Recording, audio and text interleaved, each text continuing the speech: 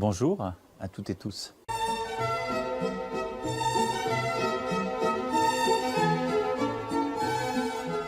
La France est en faillite parce que depuis 2017, il dépense n'importe comment, surtout au profit des fraudeurs, des malhonnêtes, des oligarques. Ma fille, je peux pas l'envoyer à la cantine. Parce qu'il faut que je paye 40 € pour remplir la carte à chaque fois. Donc ma fille, je lui fais son sandwich dans la voiture. Elle me rejoint, elle mange avec moi. Et ben moi, il y a des fois, je prends rien à manger parce que je peux pas. Là, comment je gère mon budget? On va à Lidl et on achète les poulets 50 centimes. Parce que les dates sont en fin de limitation, quoi. Donc on achète comme ça et on congèle. Tout ce que j'ai dans mon congélateur, c'est ça. Il y a des tarifs comme ça pour pouvoir arriver à nourrir tout le monde. On a faim. Ouais. Ça, c'est le truc le pire. D'entendre son enfant dire « Maman, j'ai faim ». Il y a effectivement la volonté de montrer le président en posture de combattant, en tout cas combatif, mais c'est pas la première fois, comme le disait Quentin. Simplement, il y a une gradation. Là, quand on a vu la photo, il était à Saint-Denis pendant la campagne 2022 et il a un jeune boxeur en face de lui, il montre qu'il fait de la boxe. Mais là, vous voyez la posture, vous voyez les mâchoires serrées, enfin il y a un côté, je veux un peu en découdre. Alors est-ce que c'est directement lié à Poutine? On peut tout voir, parce que hier il était à Marseille, il avait aussi les trafiquants de drogue en face de lui, j'ai envie de dire. Quelle hypocrisie. C'est vous-même qui pensez à répandre la démocratie à coups de bombes et de massacres. C'est pour ça que les 3/4 du monde vous détestent. Vouloir défendre la démocratie alors qu'à chaque fois que le peuple cherche à s'exprimer, le gouvernement ne répond que par le mépris et par la stigmatisation. Par les coups de matraque, par la brave qui vient pour matraquer tous les travailleurs. Une répression contre tous les travailleurs. Et qu'est-ce que j'entends du gouvernement belge? On ne me dit rien. Je demande ici officiellement au gouvernement belge de condamner la répression de l'État français contre les travailleurs français. Bonjour. Quelle hypocrisie quand vous nous parlez de manipulation de l'information, alors que 9 milliardaires détiennent plus de 90% des médias français et qu'ils participent dans le traitement de l'information à une vision du monde qui est insupportable. Force est de constater que l'inaction de votre gouvernement est une menace à la liberté de la presse et au droit à l'information, car vous assumez le fait que l'information soit pilotée par des propriétaires milliardaires aux projets politiques impensables. Le mensonge, la manipulation, les excès. Et la liste est longue. Vous êtes tout simplement contre le peuple. Il est grand temps d'arrêter la machine infernale. Non, ça va, regardez. Eh ben oui. La croissance est ralentie. N'embraye pas, il n'y a plus de recettes budgétaires. Donc le budget s'effondre. Comme il n'y a plus de recettes budgétaires, le gouvernement est obligé de faire des coupes à la dernière minute, à la va-vite. 10 milliards le mois dernier. Mais ces coupes ralentissent encore la croissance, qui vont ralentir les recettes.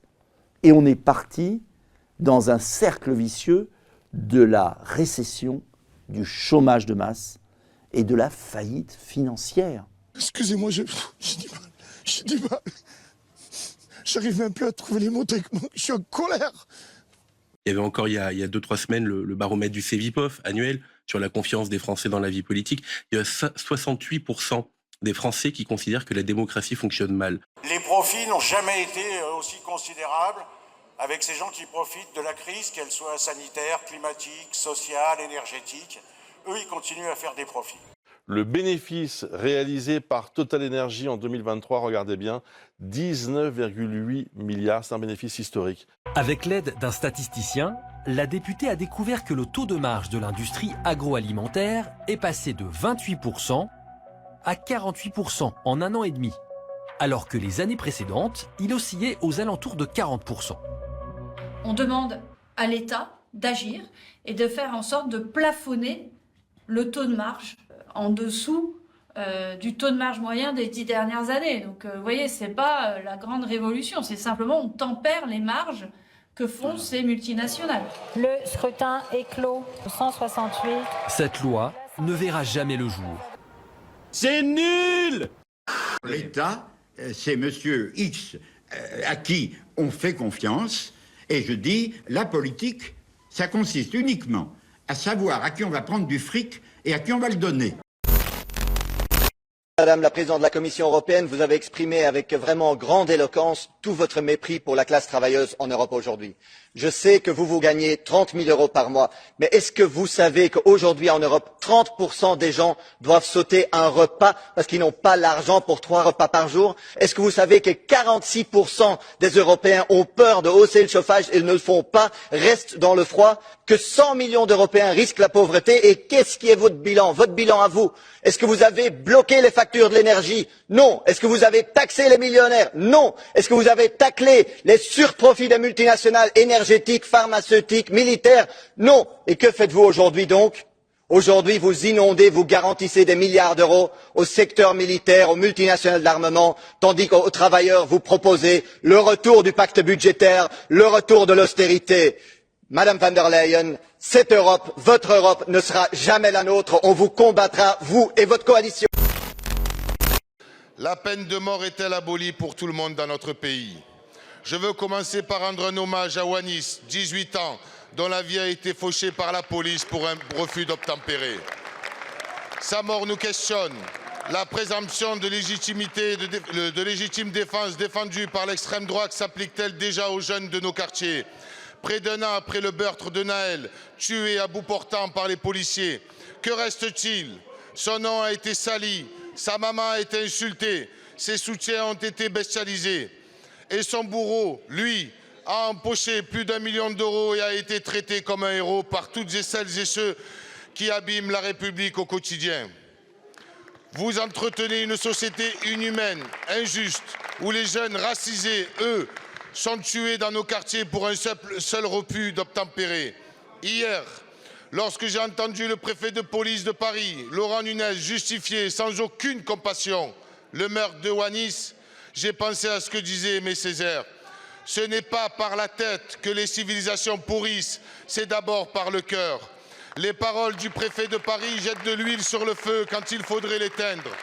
Elles peuvent être assimilées à une incitation à la violence et en l'espèce à une apologie de la peine de mort. Monsieur le Premier ministre, notre peuple a besoin que chaque citoyen soit traité de façon identique pour trouver le chemin de la fraternité. Notre jeunesse a le droit à la dignité pour embrasser la promesse de l'égalité. Notre République a besoin de la justice pour retrouver la paix. Nous réclamons la justice pour Naël. Nous réclamons la justice pour Wanis et pour tous les autres. Allez-vous appliquer les principes fondateurs de notre République à tous ces enfants ou souhaitez-vous être le marchepied du fascisme qui grandit et qui menace l'unité du peuple dans notre pays? Tous ces Français qui ont compris que le système ne marchait plus et qu'il fallait en proposer un nouveau, un différent. Mais concrètement, dans les études de l'ENA, on apprend des choses dont on se sert après au pouvoir ou pas? Sincèrement? Non, sincèrement non. C'est un projet clairement de droite, j'assume. Non, je ne suis pas un homme de droite. Allez, roulez. Il y a de la misère, mais je crois qu'il va y en avoir encore de plus en plus. Je suis à bout, hein. Je suis à bout. Moi, mon père, il me dit toujours, il faut travailler pour avoir de l'argent. Moi, je travaille comme un dingue, mais j'ai rien. On ne travaille pas assez, qu'on passe son temps en vacances, que nos coûts de production... Ouais, non, attendez, il y a 4, 5, 6 semaines de vacances, le RTT, le machin, le truc... non, on ne travaille plus, en France, on ne travaille plus. Il me donne envie de vomir. T'as entendu ce que j'ai entendu? Désormais, quand il y a une grève en France, personne ne s'en aperçoit.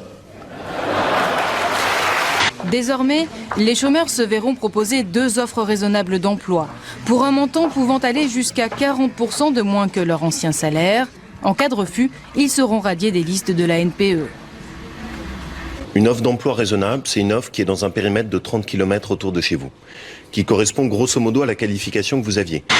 Tous les pays européens ont réussi à baisser leurs dettes, sauf notre pays. Le groupe écologiste d'Auvergne-Rhône-Alpes réclame des comptes au président LR de la région au sujet de ce dîner qui a coûté une centaine de milliers d'euros. Combien? Une centaine de milliers d'euros. Mon Dieu, mon Dieu. Mon pauvre argent. Mon pauvre argent. Une offre d'emploi raisonnable, c'est une offre qui est dans un périmètre de 30 km autour de chez vous. Alors ça, c'est injuste. C'est vraiment trop injuste. Vous êtes du côté de ceux qui ont le pognon et vous avez décidé de faire payer les pauvres parce qu'ils sont les plus nombreux. C'est dégueulasse. Il ne faut pas raconter non plus des carabistouilles à nos concitoyens. Hein. pauvres, c'est fait pour être très pauvres et les riches très riches. Voilà.